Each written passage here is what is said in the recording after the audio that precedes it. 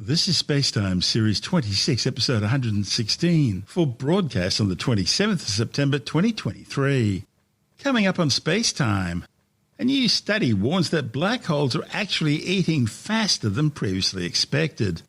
NASA's Ingenuity Helicopter sets a new altitude record on Mars, and Rocket Labs Electron suffers a catastrophic failure during launch. All that and more coming up on SpaceTime. Welcome to SpaceTime with Stuart Gary.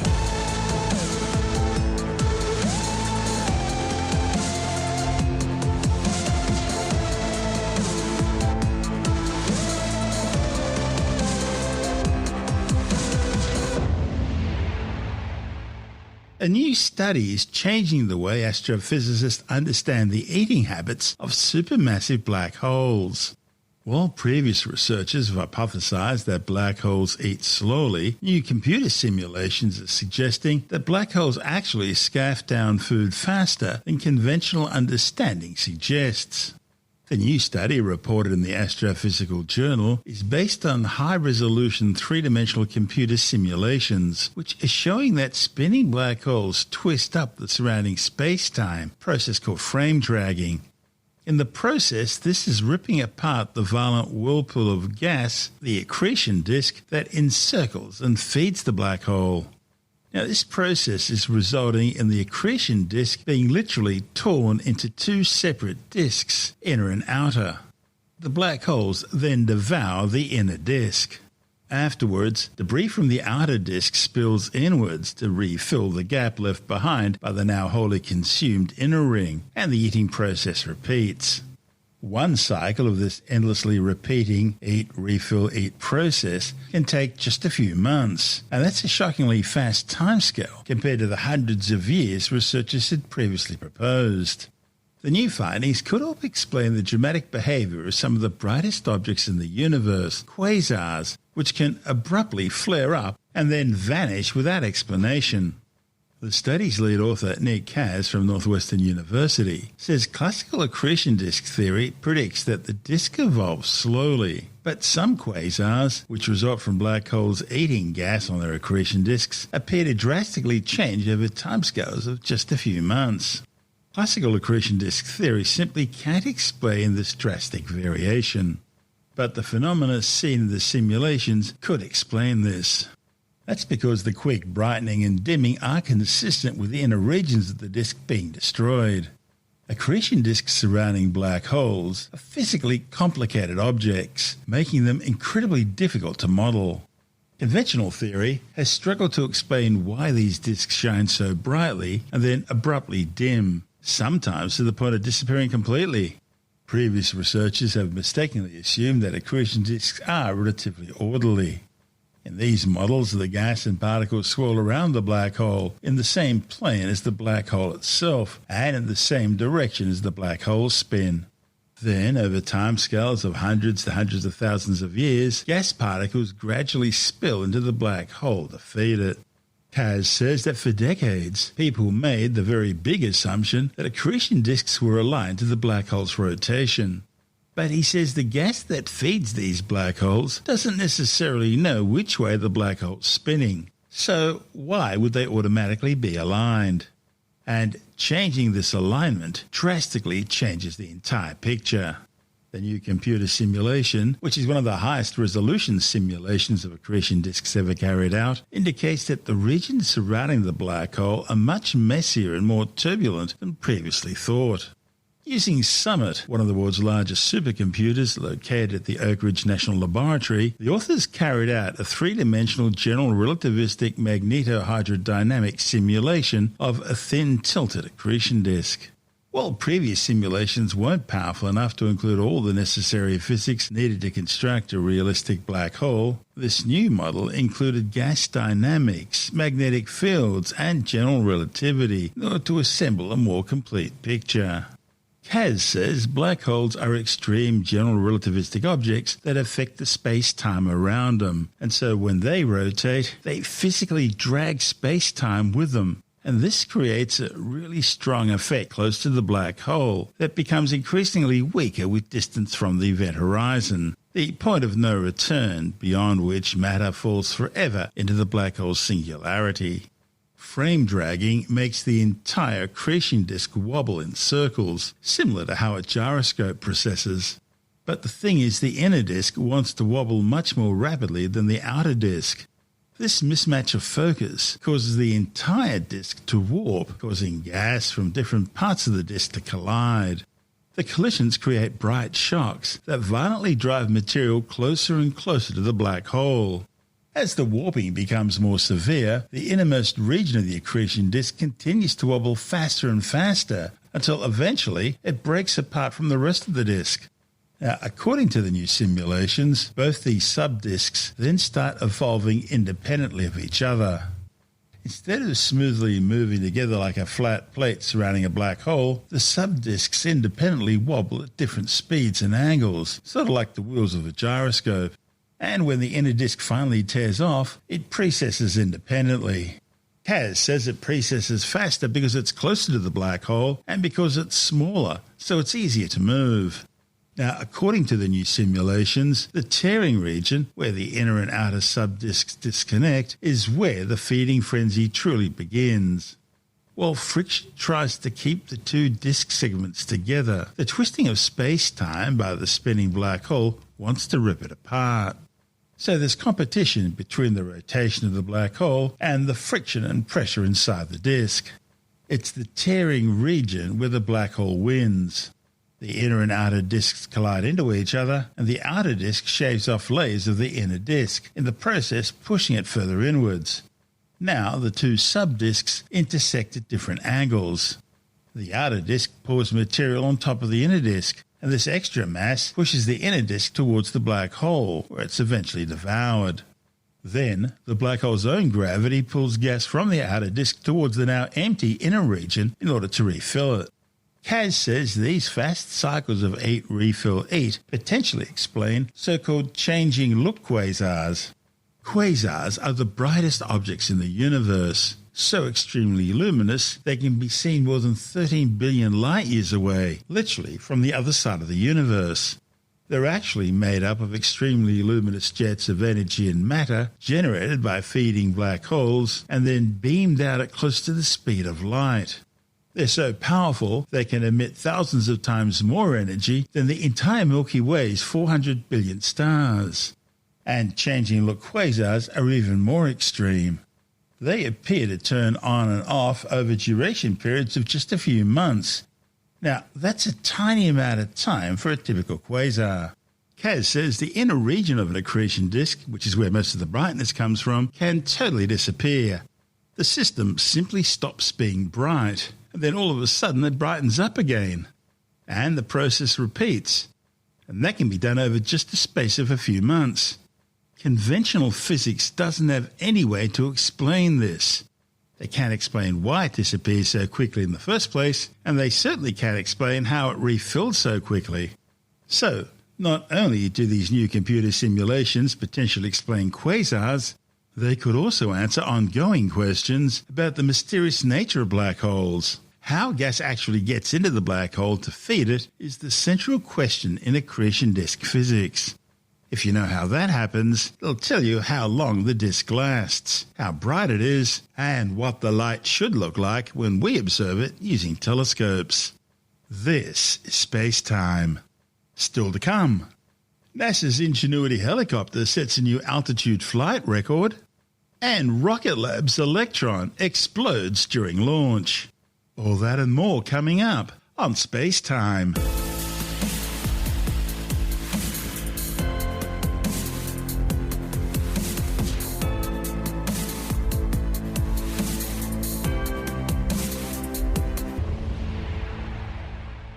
NASA's Mars Ingenuity Helicopter has set a new flight altitude record, reaching some 20 metres above the red planet's ancient desert landscape. Now that's 2 metres above its previous record. The tiny tissue box-sized twin-rotor chopper was on its 59th flight. The 142.59-second sortie was simply designed to hover with no horizontal travel. It's described by NASA as a pop-up flight. The 1.8 kilogram rotorcraft arrived on the red planet back in February 2021, attached to the underbelly of the car-sized six-wheeled Mars Perseverance rover. Ingenuity was built using simple off-the-shelf components, and it was originally only intended to undertake 5 proof-of-concept test flights on Mars in order to determine whether or not an aircraft really could successfully fly on the red planet. Remember, Mars hasn't got Earth's thick atmosphere. Density on Mars is just 1/99th that of Earth. Now, with its 59th flight successfully completed, the chopper has proven itself to be a valuable companion for Perseverance, scouting the trail ahead of the rover in order to find interesting geology and warn of hazardous terrain. Over the course of its 59 flights, Ingenuity has now travelled some 13,304 metres, and it stayed aloft for 106 minutes 30 seconds. Its single-flight distance and duration records are 704 metres set in April 2022 and 169.5 seconds achieved in August 2021. The primary goal of the Perseverance mission is the search for evidence of past microbial life on Mars. The landing site was the floor of the 45-kilometre wide Jezero crater, which billions of years ago harboured a large lake back in the day when Mars was a warm, wet world, before it transformed into the inhospitable freeze-dried desert it's become today. Next to the Perseverance landing site is an ancient, expansive river delta fan of sediments. They contain material washed down from further upstream, and which would be a likely place for life to thrive had it ever existed on the red planet. As its mission proceeds, Perseverance is collecting samples that will eventually be sent back to Earth for more detailed scientific examination. Meanwhile, as Ingenuity continues on its extended mission of aerial exploration, mission managers back on Earth are looking at the next generation of aircraft to fly on Mars. This report from NASA TV. 2 years ago, Ingenuity proved that we could do the impossible. We can fly on Mars. Let's talk about what's next. Here at the Surface Robotics Lab, testing is being done on future Mars helicopters. Teddy Sanatos is here with us today to talk about the helicopter that started it all, Ingenuity. Teddy, what's the latest? Ingenuity is doing great. Our baby's still flying on the surface of Mars. Our rotor system, our little cell phone processor on board, our off-the-shelf lithium-ion batteries are all doing fantastic. One area that we're looking very closely at is our solar panel. You can imagine after 2 years of flying on the surface of Mars, you'll get some dust on top. But we still have ample margin and ample energy to keep up our flight operations and the extended mission of continue to scout and push the flight envelope of what's possible. The testing being done in this room is part of the next helicopter mission to Mars called the Sample Recovery Helicopters. The goal is to be a backup to get these samples back to Earth. Put simply, Perseverance collects the sample tubes. The sample return lander will retrieve those samples directly from Perseverance, and then there's a rocket inside of that lander that's actually going to send those samples back to Earth. As a backup to getting those sample tubes from Mars back to the lander, we're designing the next generation of helicopters to not only be able to pick up and carry a sample tube, but also drive around on the surface. Are there any other ways Ingenuity is influencing future Mars exploration? We're looking at a research concept called Mars Science Helicopter. It's a hexacopter, so 6 rotors in a ring around a central structure. It's about the size of the rover, and you can imagine in the future you will have fleets of these Mars Science Helicopters flying around, bringing important payloads to areas of Mars that we've never been able to access before. What's next for Ingenuity? So we're trying to fly faster, trying to fly higher. We've added new flight software capabilities. We can now detect landing sites airborne. Those sorts of winds are coming from the surface of Mars directly into the design of the new sample recovery helicopters. And she's done a fantastic job. Surpassed any sort of metric of success that anyone on the team could have ever imagined for this little tiny 4-pound spacecraft. This is SpaceTime. Still to come. Rocket Labs Electron explodes during launch. And later in the science report, scientists begin phase 1 trials of a new HIV vaccine. All that and more coming up on SpaceTime.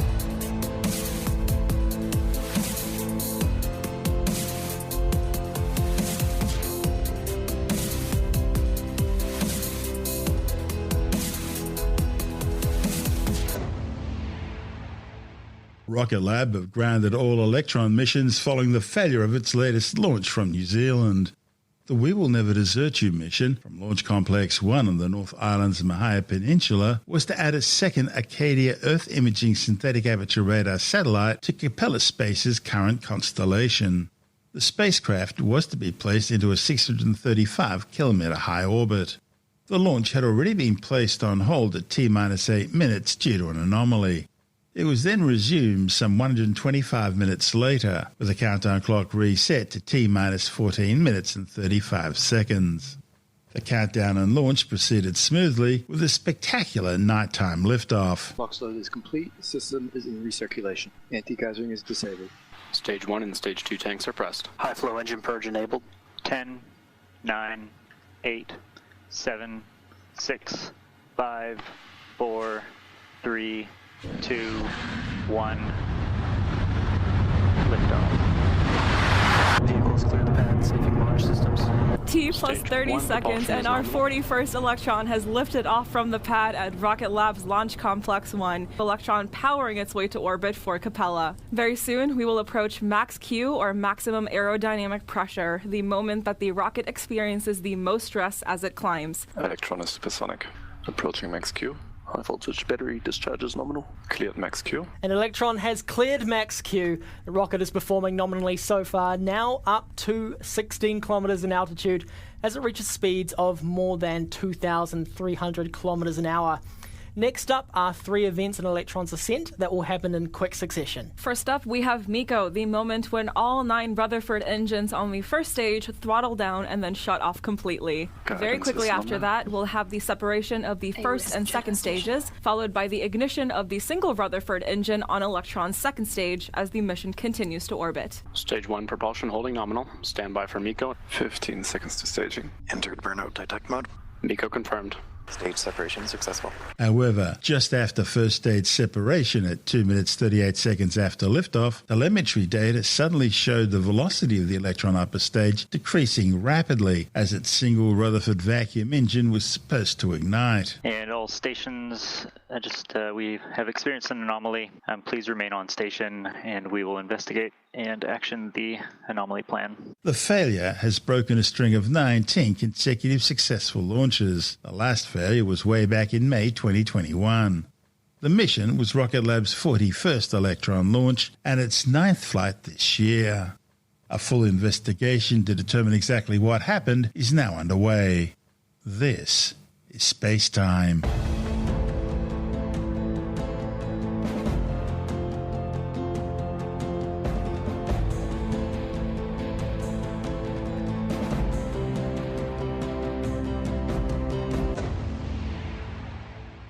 And time now to take another brief look at some of the other stories making news in science this week with the Science Report. Scientists have begun Phase 1 trials of a new preventative HIV vaccine candidate in the United States and South Africa. The research, which is supported by the National Institutes of Health, will evaluate a novel vaccine known as VIR 1388. They'll be looking at its safety and its ability to induce an HIV-specific immune response. VIR 1388 is designed to instruct the body's immune system to produce more T cells that can recognize HIV and signal an immune response to prevent the virus from establishing chronic infection. VIR 1388 uses a cyclomegalovirus vector to deliver the vaccine material to the immune system without causing disease to study participants. A cytomegalovirus vector remains in the human body for life. That suggests that it has the potential to deliver and then safely help the body retain HIV vaccine material for a long period, potentially overcoming the waning immunity observed in more short-lived vaccine vectors. Initial results from the Phase 1 trials are expected in late 2024. The human immunodeficiency virus HIV is the infection that attaches to the body's immune system, causing acquired immunodeficiency syndrome, or AIDS.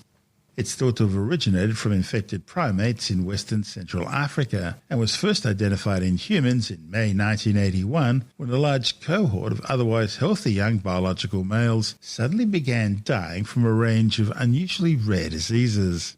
HIV targets the body's white blood cells, things like helper T cells, specifically CD4 plus T cells.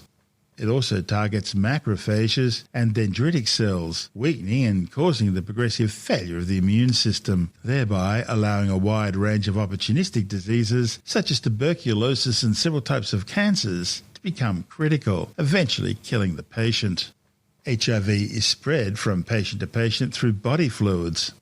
Early symptoms include fever, fatigue and headaches, skin rashes, swollen lymph nodes, aching muscles, joint pain, nausea, vomiting, diarrhea, night sweats, a sore throat, and a dry cough. Right now, the only known treatments for HIV involve powerful drug cocktails known as antiretroviral therapy, or ART. The World Health Organization estimates that up to 52 million people have been killed by the AIDS virus, and another 40 million are currently living with HIV. In the latest example of the ever-increasing power of artificial intelligence, a report in the Journal of the Annals of Emergency Medicine has found that ChatGPT can suggest the most likely diagnosis for emergency department patients every bit as well as a trained doctor, and it could one day support emergency doctors. The study involved the team entering details of 30 Dutch emergency department patients into both ChatGPT 3.4 and ChatGPT 4.0. Included were all their medical notes. The authors found that the emergency department doctors had the correct diagnosis within the top 5 most likely diagnoses in 87% of cases. By comparison, ChatGPT 3.5 had a 97% accuracy rate, and version 4.0 had the same 87% accuracy rate as human doctors. Facebook has blocked the Royal Melbourne Institute of Technology's FactLab fact-checking operation from policing content on its platform after Sky News Australia investigations uncovered a secret foreign-funded bid to influence an upcoming referendum. The investigation, dubbed the Fact Check Files, revealed that the university's fact-checking director was campaigning for one side in the upcoming Australian referendum and resharing slogans and images created by the side he supports. The investigation claims his team were responsible for several misleading fact checks, which led to a censorship of journalism related to the referendum. Meta says the allegations contained in the fact-check files led to its decision to suspend RMIT from its global fact-checking operation. RMIT could also be in breach of Section 2.2 of the International Fact-Checking Network's Code of Principles, which doesn't allow fact-checking operations to unduly focus on one side of political debates. You see, an audit of RMIT referendum fact checks showed 17 referendum checks between May the 3rd and June the 23rd this year, all of which were targeting opinions or views opposed. And this case wasn't unique. 2 years ago, the highly respected British medical journal slammed Meta over another Facebook fact-checker, Lead Stories. They alleged that its fact-checking was inaccurate, incompetent and irresponsible after Facebook refused to admit that its fact-checkers were wrong over an investigation into poor clinical trial research practices at a contract research facility helping carry out vaccine trials. Meanwhile, when they were forced to defend themselves from a lawsuit by an American journalist back in 2021, Facebook's senior management testified under oath that the fact checks used to police what people could read or watch are just opinion. And the judge agreed. US District Court Judge Virginia DiMarchi found that Facebook couldn't have defamed the journalist because its fact-checking program reflects a subjective judgment about the accuracy and reliability of assertions made in the content of what's being checked. The judge said that simply because the process by which content is assessed and a label applied is called a fact-check does not mean that the assessment itself is an actionable statement of objective fact. In simple terms, fact-checking is just the opinion of the fact-checker. Nothing more. New figures suggest there could be over 58,000 broadband internet satellites orbiting the Earth by 2030. With the details, we're joined by technology editor Alex Zaharov-Reutt from TechAdvice.life. Yeah, look, some experts are predicting that there'll be 58,000 satellites orbiting the Earth by 2030. That's nearly 725% more than this year. And Starlink is doing very well. Their speeds are going up in most countries, and people are preferring it to fixed broadband services. But they're not the only ones. Amazon plans to have half of their 3,236 LEO satellites up by 2026, and they're going to spend $120 million on a huge facility to process satellites at NASA's Kennedy Space Center in Florida. And these first prototype satellites are going to launch in September. Now, China, they also want to provide internet connectivity to over 362 million of their people. That's nearly 1 in every 4 people in China, because those people living in rural or remote communities. And of course, satellite is a great savior there. You don't have to have cables running across the country, very expensive to either put under the ground or to put up on poles.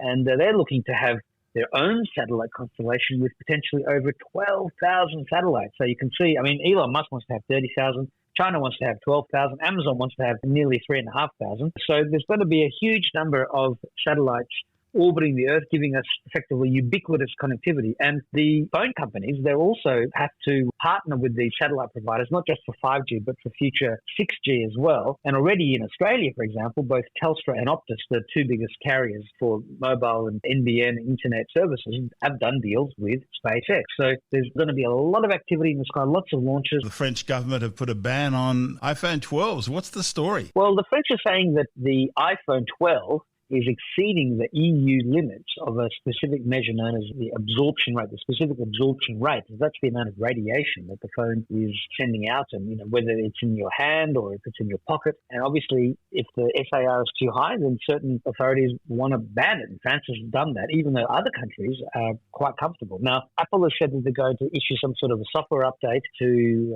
keep the French happy. The iPhone 12 isn't really being sold in huge numbers, although Apple still does sell it. But it's interesting to note that it was only the iPhone 12. They don't have any concerns with any of the other phones on the market. Logitech's come out with a new webcam. Okay, this is called the Logitech Reach, and they're actually launching it on Kickstarter, so it's going to be a crowdfunding project, but they're going to make it no matter what. And this is dubbed the most flexible show and tell camera. It's a 2-in-1 full HD webcam, and it's an overhead camera. And what you can do is you can swivel it, move it around, grab it by the lens, point it to yourself, point it to a board game. It's like a camera on a boom, isn't it? That's right. It's like a boom mic, but instead of a microphone, it's a camera. And of course, most of the Logitech cameras do actually have microphones in them. But it's really flexible and cool. And it's amazing that nobody ever thought of this before, even though we've had the idea of having boom mics for decades. There's no official prices yet. I did a survey. They were talking about a $399 US price and a $299 discounted price. If you go to reachcamera.logi.com, I'll have the link on my website, then you'll be able to sign up to be alerted when the price is officially announced, and you'll be able to get an exclusive discount. But it's definitely something that a lot of influencers and content creators have gone, ooh, that looks very cool. I'd love to get one of those. And what else is on the website? One of the stories concerns iPhone protective covers for the new iPhone 15. There's one from Zag. Not only does it have some sort of a graphene element inside the case, which they say makes it tougher than diamonds, but they have a new blue light screen protector, anti-blue light screen protector. They say blocks the most blue light of any of the screen protectors on the market. And you've got antibacterial options, which of course is now all the rage. And on the back of the case, you have that ring, which is the MagSafe ring that allows you to magnetically attach a charger or a camera mount or rechargeable battery packs or even fans to keep the device cool when you're doing gaming. But this particular ring on the back of the case, you can actually take it out, and it's got a little hinge in there, and then you can use it as a phone stand. So it's quite clever, because normally that ring cannot be moved at all. But this is the first time I've seen somebody decide, let's make the ring movable on a hinge, and then it's a built-in stand. So it's quite clever, and it's always good to see innovation, because normally the case is just there to protect your phone and nothing else. But now we're seeing cases that do a lot more than just keep the phone clean. And I'll have all the details on that and plenty more at techadvice.life. Please come and have a look. That's Alex Zaharov-Reutt from techadvice.life.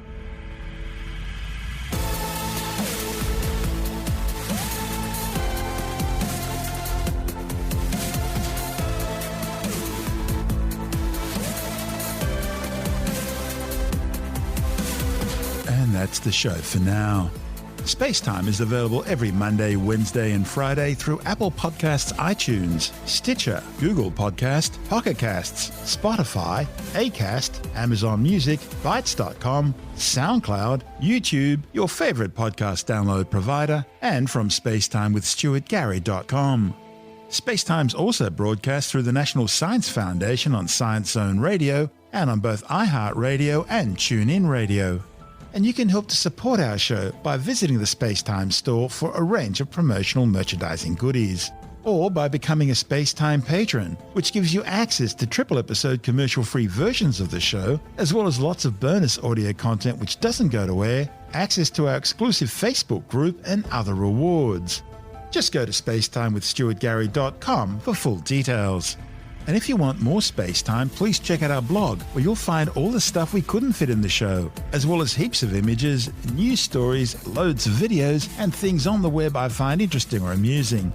Just go to spacetimewithstuartgary.tumblr.com. That's all one word, and that's Tumblr without the E. You can also follow us through @StuartGary on Twitter, @SpaceTimeWithStuartGary on Instagram, through our SpaceTime YouTube channel, and on Facebook, just go to facebook.com/SpaceTime with Stuart Gary. And SpaceTime is brought to you in collaboration with Australian Sky and Telescope magazine, your window on the universe. You've been listening to SpaceTime with Stuart Gary. This has been another quality podcast production from Bytes.com.